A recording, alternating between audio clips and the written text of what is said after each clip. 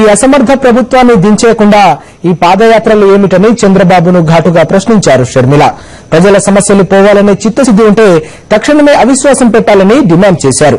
వైఎస్ఆర్ కాంగ్రెస్ మద్దతు ఉంటుందని చెప్పినా బాబు అవిశ్వాసం పెట్టడం లేదన్నారు. చంద్రబాబుకు కాంగ్రెస్ కు కావాల్సింది అధికారమన్నారు. కాంగ్రెస్ టీడీపీలు కుట్రలు పన్ని జగనన్నను జైల్లో పెట్టాయని విమర్శించారు.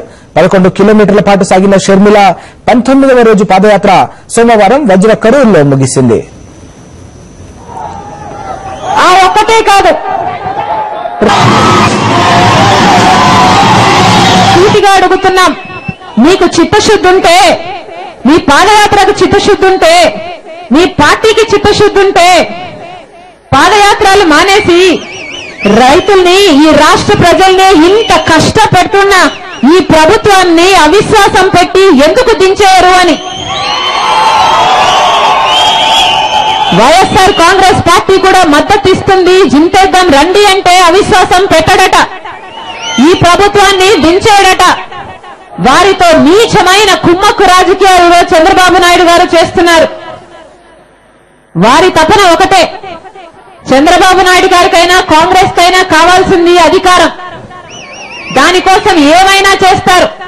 వెన్నుపోట్లకైనా రెడీ, అబద్దాలకైనా రెడీ, ఏది చేసైనా సరే, ఎన్ని కుట్రలు పన్నైనా సరే అధికారం చేయించుకోవాలని చూస్తున్నారు ఈరోజు. అందులో భాగంగానే ఈరోజు జగనన్నను జైలు పాలు చేయడం జరిగింది.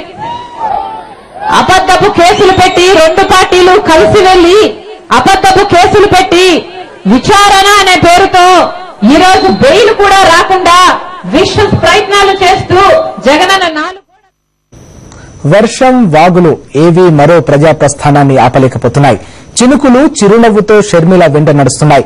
పూలు వానై కురుస్తున్నాయి. ఒక్కో అడుగు కోట్లాది మందికి భరోసా అవుతోంది.